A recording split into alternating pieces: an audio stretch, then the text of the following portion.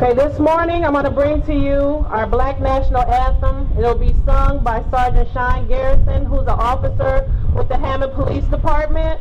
And I'd ask you all to stand and participate as Sean brings the Black National Anthem. Thank you.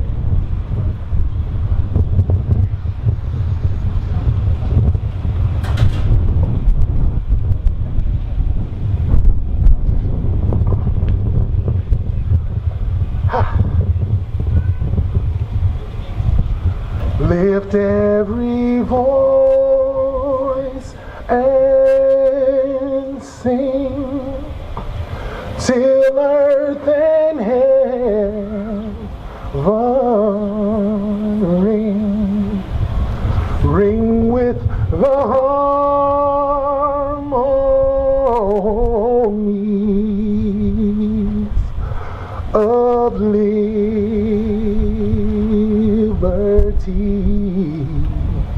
Let our rejoicing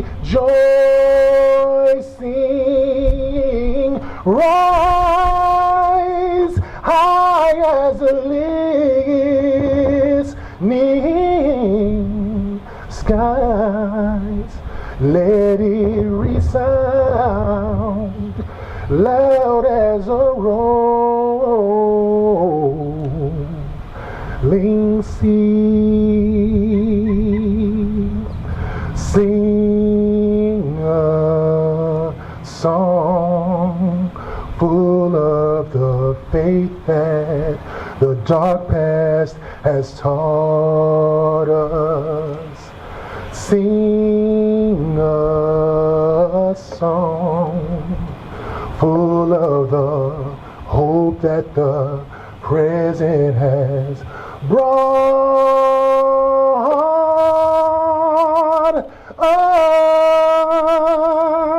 us, facing the rising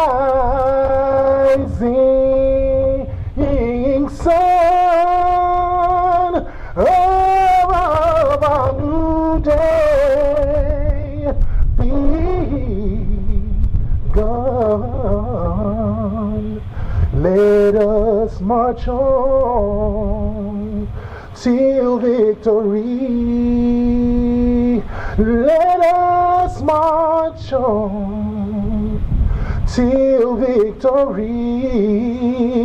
Let us march on till victory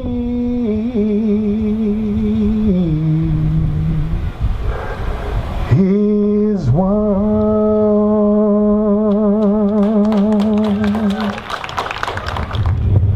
Let us bow. Eternal and great God, our Father, we come on this most beautiful day saying thank you for this great celebration.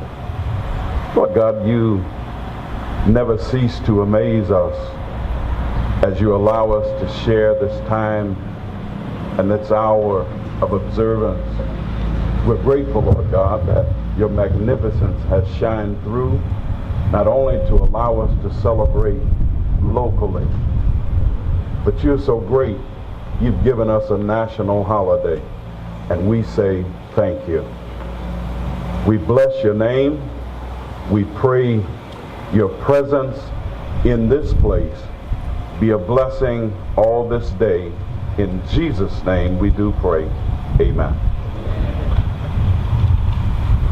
You may be seated. Now we'll have greetings from our Mayor, Thomas M. McDermott, 3rd District Councilman Barry Tyler, Councilwoman at Large Katrina Alexander, and our Police Chief, William Short.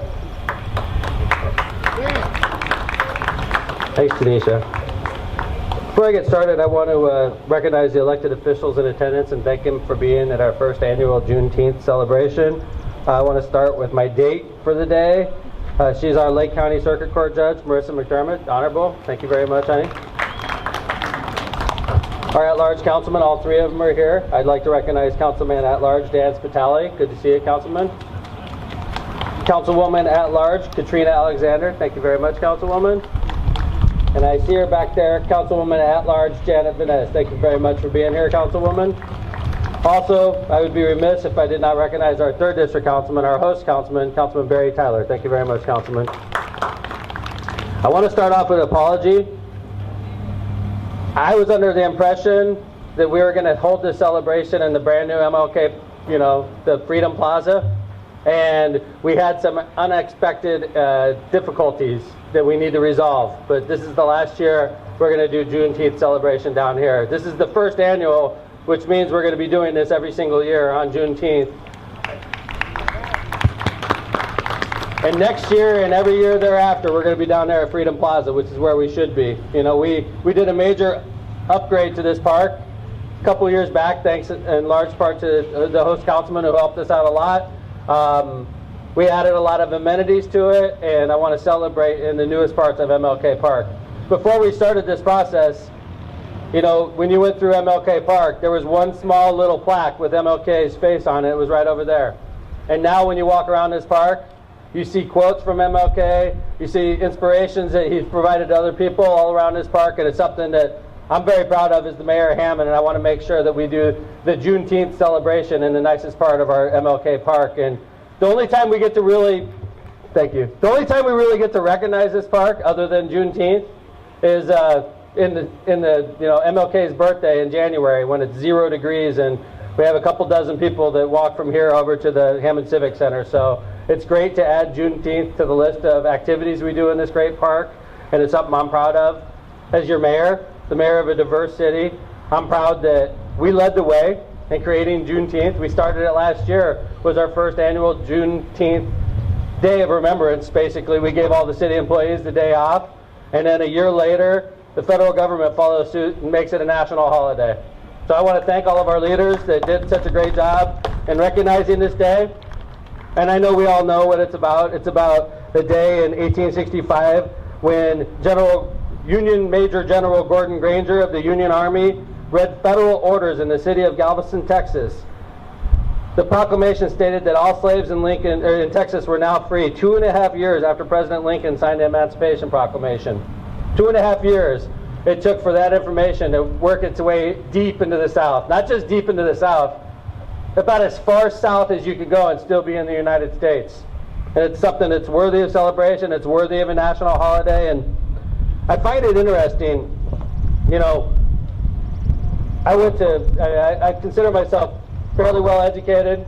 I did well in school, I went to college, put myself through college, law school, and I hear a lot about, when I talk to my African American friends, that they say, Mayor, this is, a lot of what we learned isn't really about where we came from. It's more about the white ancestors that wrote history. And I always thought, wow, it's hard to come to grips with that. Of course, I'm Caucasian, so it's hard for me to think in that way. But I tell you, there's something that really hit home recently that really opened my eyes a lot and made me listen. And it's 100 years ago, something that happened in Tulsa, Oklahoma. Okay? I find it ironic that as we're now celebrating Juneteenth and it's now a national holiday, literally 100 years ago, almost to the day, in Tulsa, Oklahoma, we had riots and the reason I go back to my education is I never heard a thing about Tulsa, Oklahoma, and the race riots at Tulsa, Oklahoma, and the injustices suffered by the African American residents of Greenwood, which was a neighborhood in Tulsa, Oklahoma, and the travesties that occurred. And I find it hard to believe that going through as much education as I did, that I've never heard about this. So I talked to other friends of mine who I consider fairly well educated, people that know a lot about American history, and it's shocking to me that how can we go 100 years when such injustices were done to so many people and never even talk about it in school? So it just further reinforces what my friend said to me as mayor, the history that you read isn't necessarily the history of our ancestors. I get it now. I mean, it's embarrassing. I'm 52 years old, and I'm reading stuff that occurred a century ago for the first time. For those of you that aren't familiar with what I'm talking about, the Greenwood section of Tulsa, Oklahoma was a thriving community with luxury shops, restaurants, grocery stores, hotels, theaters, barbershops, salons, pool halls, nightclubs, funeral homes, doctors' offices, lawyer offices, dentist offices, their own school, post office, bank, and hospital. All of these businesses were owned by African American families. It was a thriving section of Oklahoma that was 99% African American owned. And then, unfortunately, as happened way too often in our history of America, in 1921, a young 19-year-old African American male entered into an elevator with a 17-year-old Caucasian female. She screamed. He ran. I imagine that's natural for anybody, for a young African American in 1920s. He runs. The Tulsa newspaper does a story the next day that says this young African American 19-year-old man assaulted the 17-year-old Caucasian female in an elevator, and the match was lit, and the fuse was going fast. So, of course, when Mr. Rowland, the 19-year-old African American, was in jail, approximately 1,500 white males arrived at the courthouse threatening to lynch and to beat up Mr. Rowland.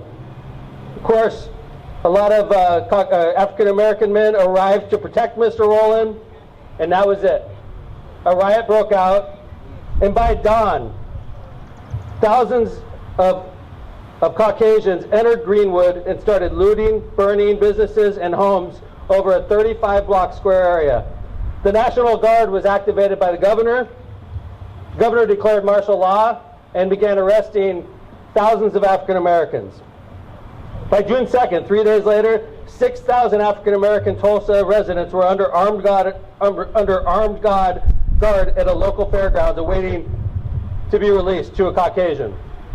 By the time it was over 1,250 houses burned, 215 homes were looted, 2 newspapers African American owned were destroyed, a school, a library, a hospital, churches, hotels, stores, and other black-owned businesses were destroyed or damaged by the fire that took place. Left approximately 10,000 African American Tulsa residents homeless. Property damage amounted to more than $35 million in current money. It was $1.5 million at the time, but if you adjust for inflation, it's $35 million worth of damage. 37 people were killed. 300 lives were lost unofficially. 37 people were killed officially, but in reality, 300 lives were lost. And here we are, reading in our history books, nothing about the race riots that took place. And I think, a lot of people are lucky enough where their parents passed down generational wealth to their kids. And you had a lot of African American families that established great amount of generational wealth, and it was destroyed in those riots. It was destroyed in those fires. And how many generations of kids didn't get to share the wealth of their parents that they earned? I'm glad that we're celebrating Juneteenth. And I hear a lot about, we don't want to look into that kind of stuff, Mr. Mayor. We don't want to look into these, uncomfortable subjects because it's uncomfortable. How do we justify what happened in Tulsa? You can't justify it. It's something we need to learn about because people could be mean, people could be ugly, people could be unfair, and it's something that we have to teach our kids to watch out for in future generations. So I stand here before you and say I love this city. It's a diverse city. We all get along very well, and that's the way it should be. And I tell you what, I hope that Hammond and cities like Hammond are the beacon of light for other cities that are dealing with a lot of these types of race problems. And I'm very proud to stand before you on Juneteenth to celebrate the first of many events that we're having here in MLK Park. And I thank you for giving me the time to spout my mind. So thank you, everybody. Enjoy your day. Happy Freedom Day. Before I begin, I just want to, Mayor, I would love to take credit for the wonderful renovations to MLK Park, but that was actually before my time as councilman, so I'd be remiss if I didn't say thank you to the committee that had played a role in that, which included Trustee Blake King, former Councilman Anthony Higgs, Pastor Polk. I know the entire Ministerial Alliance played a significant role in that, so thank you to everybody who made these renovations possible. Now, I would first like to thank the Juneteenth Committee and everyone who had a hand in putting this event together. It's amazing that we are finally celebrating Juneteenth and everything it represents in the city of Hammond. When I reached out to the mayor and began these conversations last year to recognize Juneteenth as a holiday for our city, I had no idea that our first official celebration would coincide with the moment Juneteenth became a national holiday as well. But here we are. And I know that there are more issues in the black community that we need to tackle, both locally and nationally, but that should not stop us from coming together today, uplifting positive images and stories of our ancestors, and celebrating this important day in our heritage. Growing up, I learned more about Juneteenth from my parents than I did my school teachers. That's why it doesn't surprise me that we still have so many people that are just now learning the significance of this day. Given that, I figured I would share a bit of information courtesy of a historian and organizer and one of my good friends, Marquise Bynum, to bring everyone into the loop. So let's start with July 4th, 1776. Every 4th of July weekend, we celebrate those who revolted, fought, and died for the independence of the 13 American colonies from English oppression. No taxation without representation. And while that's a great thing to celebrate for some, for a lot of us around that time, it was still a hypocritical reminder. At this point in history, somewhere around 37,000 black men, women, and children were enslaved in this country, meaning they had just watched folks fight for their freedom while being denied their own. And over the next 84 years, that 37,000 would increase to 4 million enslaved men and women across 15 states. All watching those Independence Day fireworks from plantation fields, hoping that one day maybe one of those sparks would be for them. Fast forward 85 years to April 12, 1861. The Civil War breaks out after 7 states leave the country and form the Confederate States of America. 4 more states join them. Why? They needed to keep slavery going at any cost, even death. They were making entirely way too much money. Like so much money, think about this. So much money that if the entire South was its own country, it would have been the 4th richest country in the entire world. And to the slave owner and the overseers receiving trickle-down privilege and payment, their livelihood was in complete jeopardy and worth the fight. Now let's forward 2 more years. January 1st, 1863. Abraham Lincoln signs and enacts the most controversial document in U.S. history, the Emancipation Proclamation. The document declared that all persons held as slaves with rebellious states are and henceforth shall be free. Now this document did not free the enslaved in the northern border states, because Abraham Lincoln could not afford to have them switching sides during the war, but it did everywhere in the Confederate South. The Union troops will win the battle, free the enslaved in the area, and then leave troops behind to make sure they remain free. But there was one state where this plan or the proclamation did not happen, the Lone Star State of Texas. So while all the fighting was going on in the South and East Coast, Texas was in a different battle of its own. Slavery was already a growing thing in Texas since it became a republic in 1838. Literally, in its constitution, it enforced slavery for life. In 27 years' time, from 1838 until slavery ended in 1865, Texas went from having 5,000 slaves to over 250,000 thanks to the boom of cotton and slave owners from the South and East Coast moving to Texas to try to escape the fighting of the Civil War. Now fast forward one more time, 2.5 years to June 19th, 1865. 2 years after Lincoln signed a proclamation and 71 days after the end of the Civil War, the enslaved folks in Texas are still working and haven't been told they were free. Slave owners were keeping that a bit of a secret. And it almost worked until General Gordon Granger and the Blue Union soldiers finally landed on Galveston, Texas with a letter from Lincoln. They were finally free. History says the men, women, and children in Galveston danced and cried the entire night in the streets, just like the folks did throughout the rest of the South. And after 339 years of generational enslavement, wouldn't you? I know I would. Now there was about 100 more years of Jim Crow, segregation, KKK violence, political suppression, discrimination, and assassinations that came after this moment up until the 1970s. But Juneteenth captures and embraces this final moment of enslavement, the last of the actual chains to fall off. Remember, the great thing about America is that everyone has their own struggle and journey to freedom. Our histories are not the same in this country, and that's okay.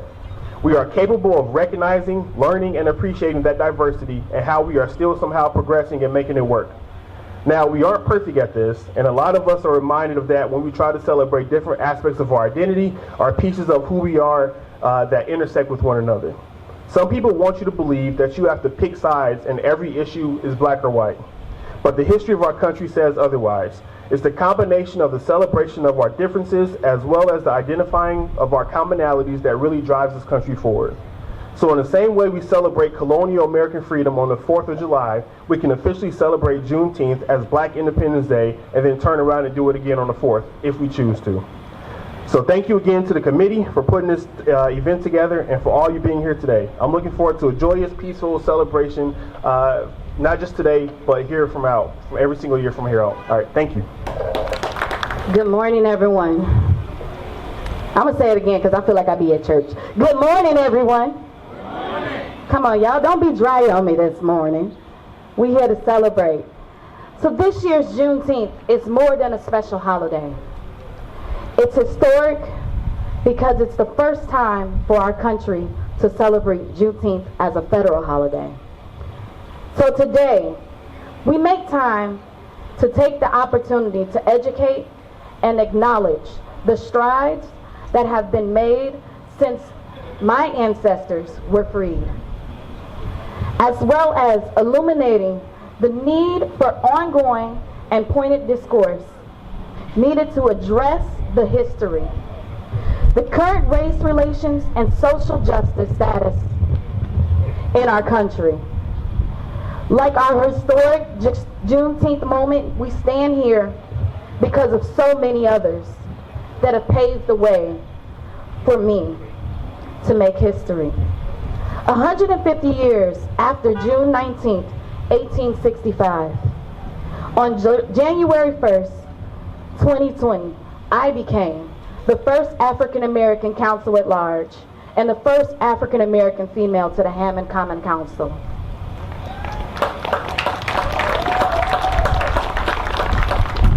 I am standing on the shoulders of our unsung heroes and sheroes, and we will consequently continue to break glass ceilings for our daughters, our sons, our nieces, our nephews, and our cousins, who are being courageous and dreaming.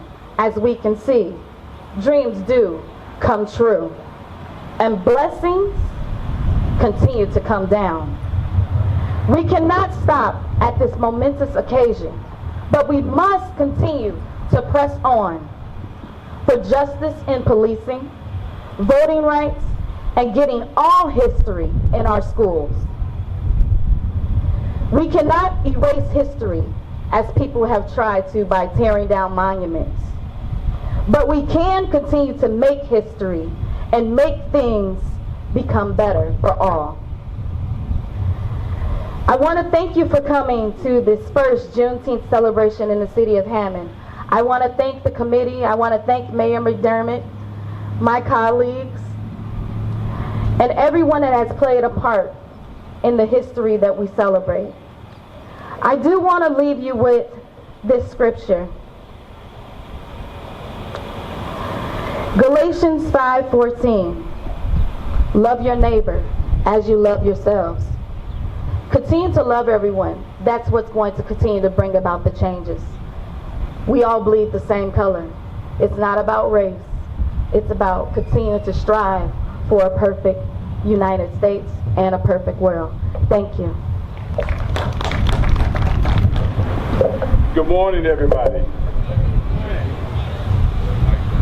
Happy Juneteenth Day. Happy Juneteenth Day. Happy Emancipation Day. Happy Freedom Day. Happy to the end of Slavery Day. Everybody should be clapping for that. This is what we're striving for. I, William Short, most of you guys here know me. I'm that little curly haired boy that started off on Mall Street, 1000 block. Got in the middle of the 1000 block of Highland Street. Not Highland, 1000 block of Fields and the 1000 block Alliance. I grew up remembering I could play ball here, but I wasn't always able to go across the street to get to the other side. But look at us now. Look at us now. I am your chief of police because I come from you.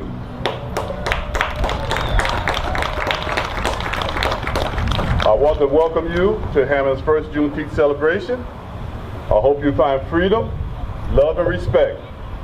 As we reflect on this day for our African American history, please remember, we never ask for any handouts.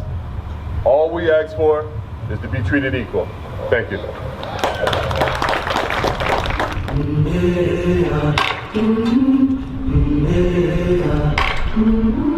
I've been walking with my face turned to the sun,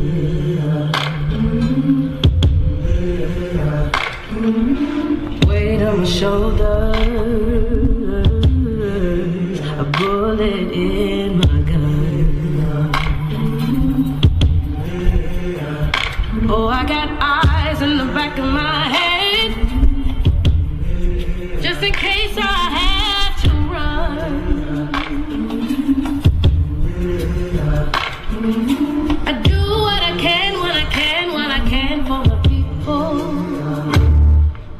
the clouds roll back and the stars fill the night, that's when I'm gonna stand up, take my people with me.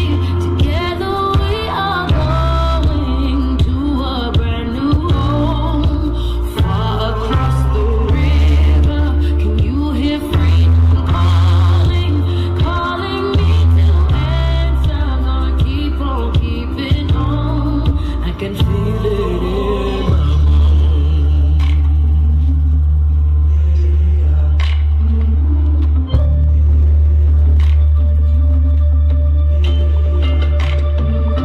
early in the morning,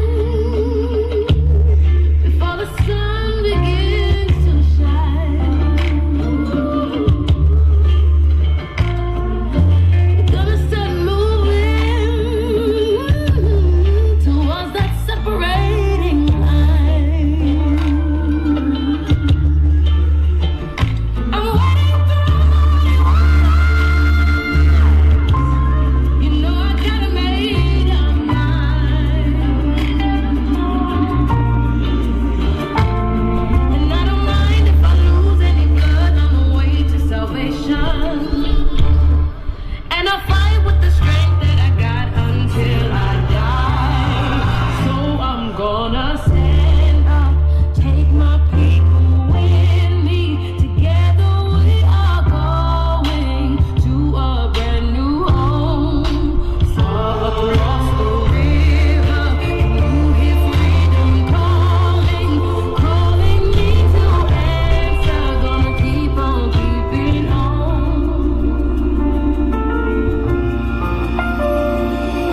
And I know what's around the bend might be hard to face 'cause I'm alone, and I just might fail, but I know I'll try. Just as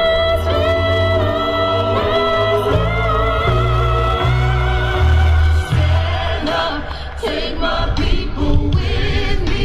Together we are going to a brand new home, far across the river. Can you hear freedom calling, calling me to answer? Gonna keep on keeping on. I'm gonna stand up, take my people with me. Together we are going to a brand new home, far across the river. Do you hear freedom calling, calling me to answer? Gotta keep on keeping on. I'm gonna stand up, take my people with me. Together we are going to across the river. I hear freedom calling, calling me to answer. Gotta keep on keeping on. I can feel it in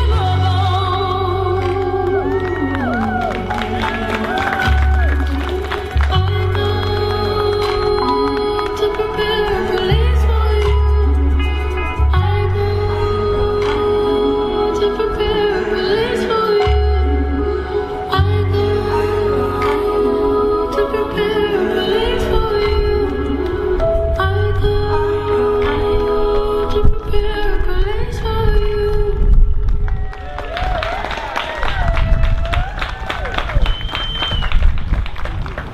Greetings. My heart is so full of pride right now. This is our first Juneteenth celebration, and I'm looking at all of my former students celebrating.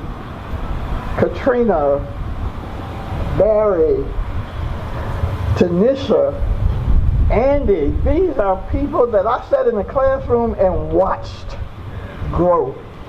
And here they are as adults celebrating a historical moment with all of us, and my heart is just bursting with pride.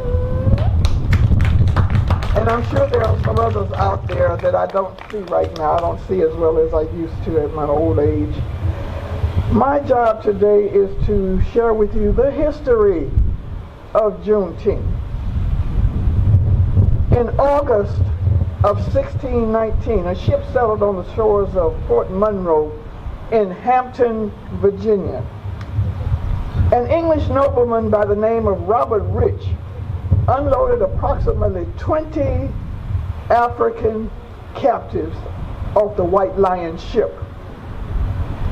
This sparked a huge turning point in chattel slavery in America. Chattel slavery was legal under the law and allowed for enslaved Africans to be bought and sold as property for free labor. This eventually led to the Civil War. From 1861 to 1865, the northern states, known as the Union, and the southern states, known as the Confederates, fought over slavery and state rights. The 7 original Confederate states, South Carolina, Mississippi, Florida, Alabama, Georgia, Louisiana, and Texas, wanted to continue to own slaves and expand slavery into the West following the election of President Abraham Lincoln. The Confederacy declared war with the hopes of starting their own country, but ultimately they lost to the Union. Lincoln signed the Emancipation Proclamation in 1863, which symbolized the freedom of enslaved Africans. Congress formally passed the 13th Amendment to abolish slavery 2.5 years later in 1865. The Union Army entered Texas on June 19, 1865, to mark the end of the Civil War and enforce the abolishment of slavery. Today, this is known as Juneteenth. Juneteenth, also known as Jubilation Day, Liberation Day, Freedom Day, and Emancipation Day, takes place annually on June 19th. The holiday is a combination of the words June and 19th as pronounced by the unschooled slaves. It celebrates the emancipation of the last remaining enslaved people in the United States. You see, the thing is, slavery didn't end at the end of the Civil War, as we were taught in school. On June 1st, 1863, ahead of the third year of the Civil War, President Abraham Lincoln signed the Emancipation Proclamation that declared all enslaved people in the rebellious Confederate states were free. But Lincoln's executive order did not fully abolish slavery in the U.S., as it did not apply to those held as property in bordering states which were loyal to the Union. During the war, Texas was not a battleground state, but it still allowed slavery. Therefore, many plantation and slave owners migrated to Texas during the war for this reason, which led to the increase of the slave population in Texas to 250,000 by 1865. Now, even though General Robert E. Lee surrendered on April 9th, the follow-through of that surrender took some time. When we read about it in the history books, everything was so neat, orderly, and loving. But the devil is a lie. In my head, the person who needed to surrender did. Old Honest Abe did what he had to do to save his union, not because of his love for the slaves. In that moment, every soldier fighting or standing post anywhere automatically went to the at-ease position, and the slaves went about their business celebrating their newfound freedom, and all was well. No, no, no, no, no, no. In reality, one of the armies in the Confederate apparently didn't believe, as the old folks used to say, that fat meat is greasy. In other words, they did not believe that General Lee's surrender pertained to them. So they didn't end up surrendering until much later. Although President Lincoln issued his Emancipation Proclamation on January 1st, 1863, it wasn't until June 19th, 1865, 2.5 years after the signing of the proclamation and 2 months after the Confederate General Robert E. Lee surrendered with the Union Army winning the war, that President Lincoln's news ending slavery made it to Texas. Union Army General Gordon Granger arrived in Galveston, Texas to take control, and from a balcony he issued the following statement known as General Order Number 3, informing the people of Texas that all enslaved people of Texas were free and the Civil War was officially over. The people of Texas are informed that in accordance with the proclamation from the executive of the United States, all slaves are free. This involves an absolute equality of personal rights and rights of property between former masters and slaves, and the connection heretofore existing between them becomes that between employer and buried labor. The freedmen are advised to remain quietly in their present homes and work for wages. They are further informed that they will not be allowed to collect at military posts and that they will not be supported in idleness either there or elsewhere. This is why we celebrate Juneteenth, because it honors the day all enslaved people were made aware of the Emancipation Proclamation and were officially and legally released from their bondage. But were they really free? Although slaves were finally emancipated on that day, life was not easy for them. People, unfortunately, didn't just decide to play nice together after this. The slave master mentality was still there. Big change takes place. It takes time, even when it's the right change, as we still see today. Although previously celebrated by many African Americans and most states, the issues of the civil rights era took precedence and pushed the celebration to the back burner. In 1980, Texas became the first state to officially recognize Juneteenth as a formal state holiday. Since then, all states except South Dakota legally recognize the day as a state holiday.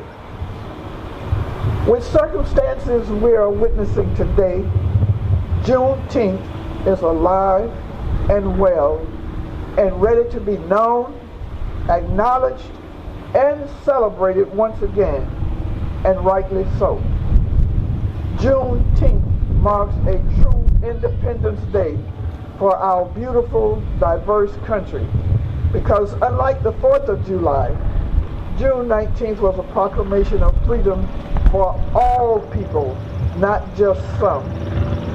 It was the first day that every citizen of the United States was legally free. That, my friends, is what Juneteenth is all about in a nutshell, and it's certainly something worthy of great celebration, no matter what color skin you're in. But wait, breaking news. On Thursday, June 17, 2021, President Joe Biden signed the Juneteenth National Independence Day Act into law, making it the 11th federal holiday.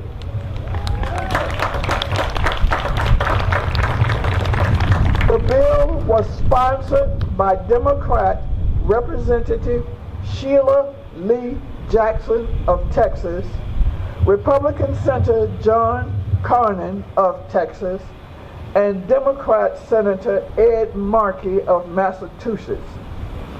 It passed the Senate by a unanimous vote, and it passed the House with a 415 to 14 vote.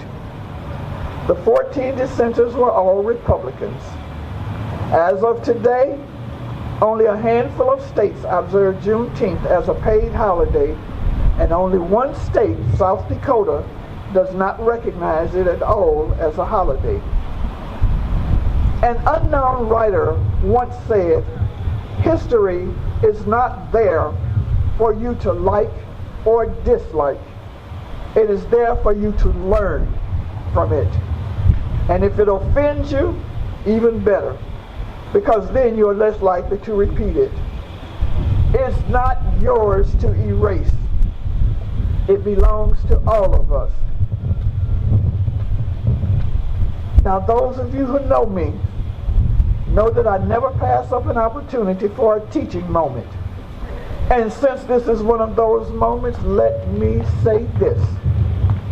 While we are grateful to President Biden and his cabinet for trying to correct a long overdue injustice, don't get excited and miss the big picture. Whether Juneteenth was made a legal holiday or not, many of us would still celebrate it, as we have for years, especially in the South. But let us not forget that there are many more pressing issues that need to be dealt with concerning us than whether or not Juneteenth is a legal holiday.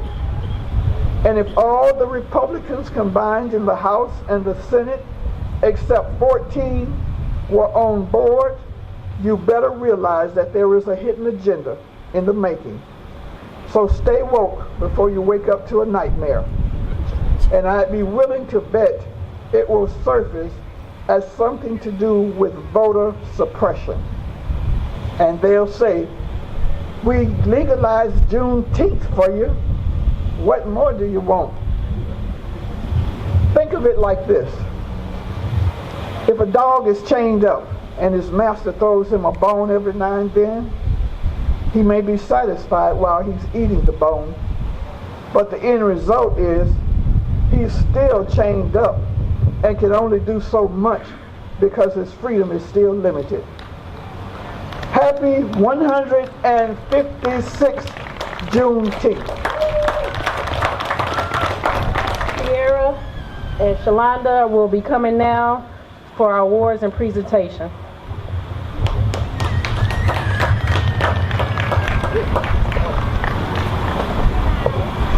Okay, hello everybody. We have the honor of introducing our 2021 valedictorians and outstanding seniors. Y'all can hear me? Okay.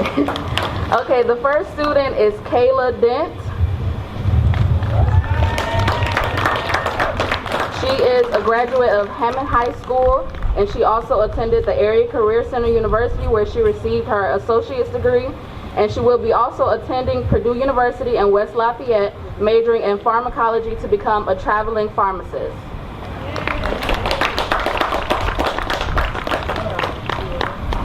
Next, we will have Madison Snorton. Madison is the valedictorian of Morden High School. In the fall, she will be attending Case Western Reserve University in Ohio, majoring in neuroscience.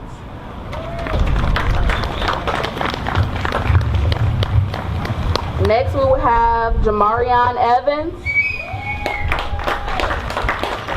Jamarion graduated from Morden High School, and he was also a member of the Hammond Academy of Performing Arts, aka HAPA. He will be attending Niagara University in New York, majoring in theater study and performance.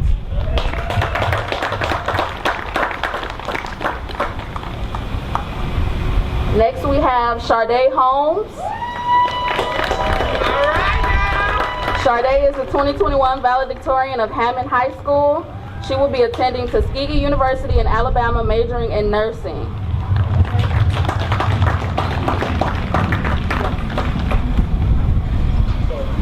And then we also had Derek Woods, who was the valedictorian of Clark High School. He will be attending Northwestern in Illinois, majoring in neuroscience, but he was unable to be here today.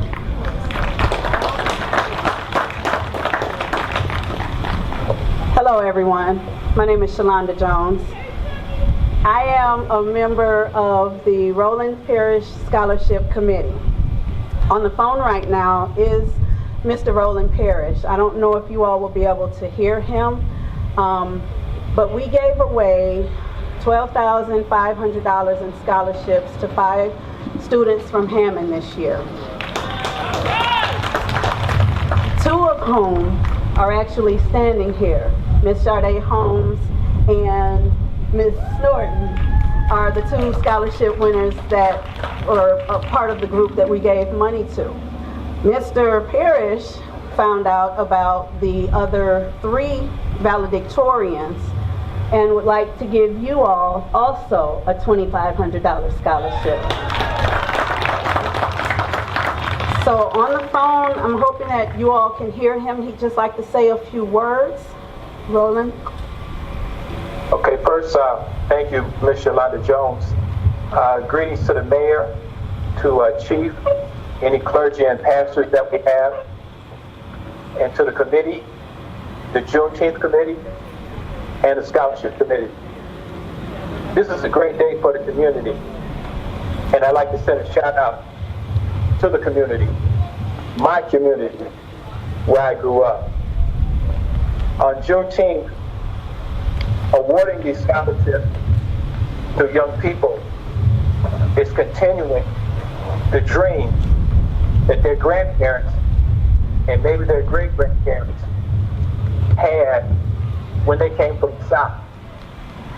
They came to Hammond to get a better employment opportunity and also opportunity for their children, grandchildren to go to college. I feel like I'm extending those dreams that those men and women had. So to my community, if you have a bottle of water or a drink in your hand, we ask you to raise it and let's toast the scholar. Yes. And it's a great day. Juneteenth is a great day. Thank you very much. Thank you. Okay, thank you. For those of you who don't know, Mr. Parrish graduated from Hammond High School back in 1977.